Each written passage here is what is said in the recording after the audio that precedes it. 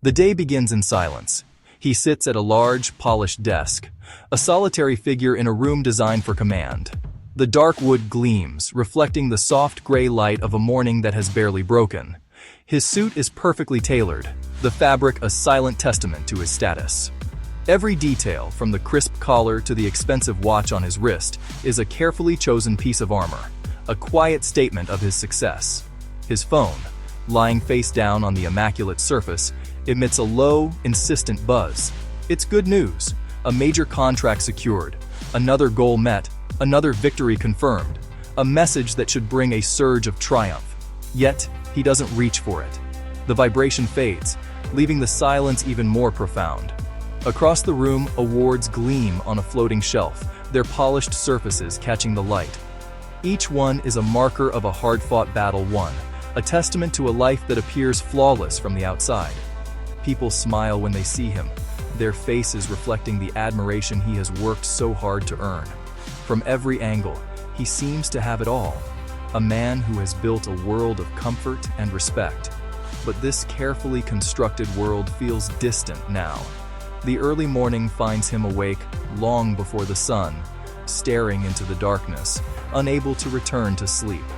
A hollow feeling resides deep within his chest, a persistent, quiet ache that no achievement can seem to fill. It's a void that success has only made larger. He walks into the kitchen, the cold marble countertops cool beneath his fingertips. He prepares his coffee, the familiar ritual a small comfort in the vast silence of his home. The aroma fills the air, a temporary distraction. He looks at his own reflection in the dark glass, a stranger staring back from a life that feels like someone else's. He smiles in photographs, he shakes the right hands, he says all the right things. But inside, a profound sense of loneliness keeps him company. Narrator. At the heart of this quiet struggle, there is often one persistent thought. It sounds like a simple, definitive statement. I am not enough. Narrator. But this core belief is a master of disguise. It can wear many different masks, speaking in other words that echo the same feeling of inadequacy, tailoring its whisper to fit our deepest fears. Second voice. In the office, it might sound like, I must be perfect in everything I do. Second voice. Or it whispers, I must not fail, no matter the cost. Asking for help would only prove I'm not capable. Second voice. In our relationships, it takes another form. I have to be the easygoing one, or they won't want me around. Second voice. If they knew the real me, the flawed me, they would surely leave. Narrator. These words are short. Narrator. But when repeated day after day, year after year, they grow deep and powerful roots within our minds. Narrator. They slowly transform from a fleeting thought into an unshakable belief, a fundamental truth about who we think we are. Narrator. So where did this thought begin its life? How did it become so central to our story? Narrator. Its origins are rarely in a single dramatic event. More often, it's a quiet accumulation of moments, a collection of subtle messages absorbed over time. Second voice.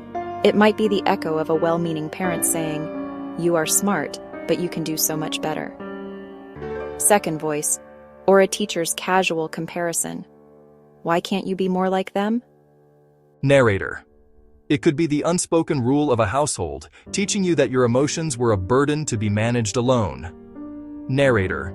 Each instance, on its own, is a tiny seed. But together, they plant a profound doubt about your inherent worthiness. Narrator. And those seeds, watered by repetition, grow into a towering tree of belief. Narrator. This tree casts a long and pervasive shade over your inner world, where joy, spontaneity, and true vulnerability struggle to find the light. Second voice. Oh, that's a bit messy, isn't it? Narrator. A small new thought takes root. My creations are messy. Therefore, I am messy. I am flawed. Our inner voice, the narrator of our daily experience, is constantly telling a story. It's a powerful force, shaping our perception of every moment, every interaction. But it is not a reporter of objective facts. It is a storyteller, and often its favorite stories are reruns, worn smooth with repetition.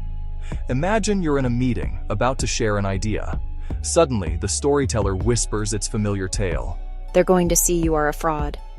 They will find out you don't belong here. Immediately, you feel a wave of fear and self-doubt. Your body reacts as if the threat is real and immediate. Your heart pounds, your palms might sweat.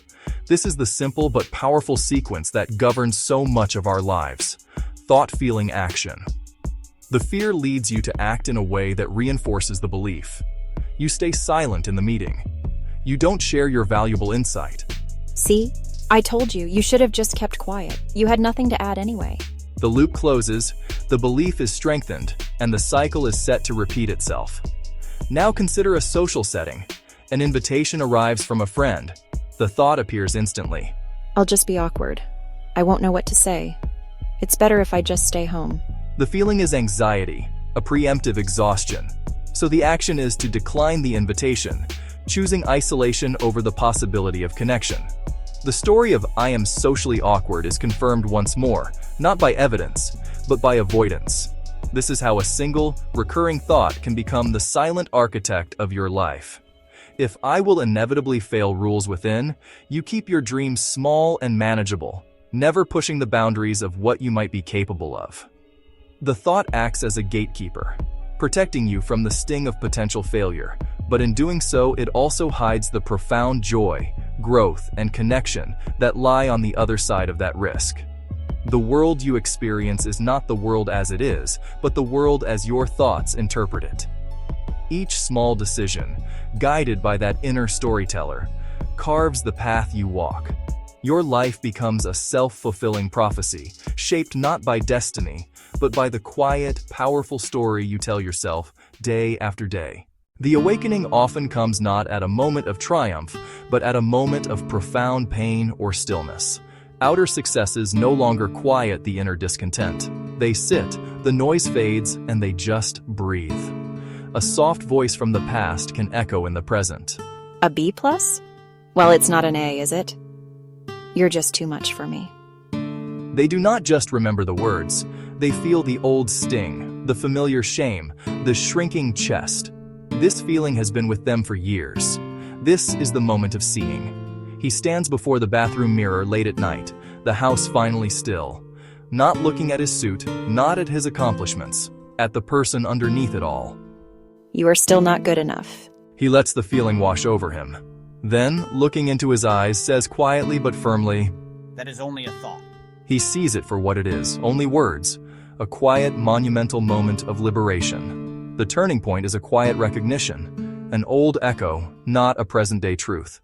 Once the thought has been brought into the light, the process of change can begin. Change does not happen through force, gentleness, patience, steady, small steps.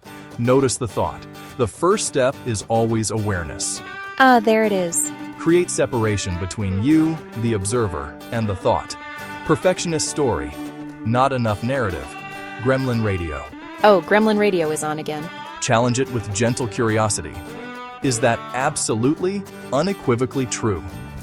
Find just one piece of evidence to the contrary. The brain reshapes through repeated experience. Neuroplasticity. The new path is faint at first. The old one is automatic. With each small action, you make the new trail clearer and wider. Take a gentle step toward your fear. Just one sentence. Go for 30 minutes. See? I did it, and I survived. I did my best with what I had today. It is okay that I felt anxious. I am learning. Awareness is the doorway. For years, you may have been a passenger in a vehicle driven by an old belief. The moment you name it, you move into the observer's seat. From observation comes choice. Eventually, you take the wheel. You will always end up alone. She holds a point of light, evidence to the contrary. Maybe that story isn't true anymore. It does not fix everything at once, but it is enough. Before you sleep, ask, are you 100% true right now? This is how change begins. This is how you stop that one thought from stealing your joy.